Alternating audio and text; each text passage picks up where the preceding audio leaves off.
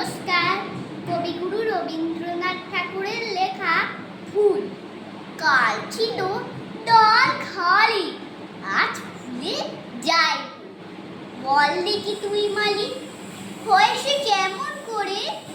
গাছের ভিতর থেকে করে ওরা যাওয়া আসা, কোথা থাকে মুখ ঢেকে, কোথা যে ওদের বাসা।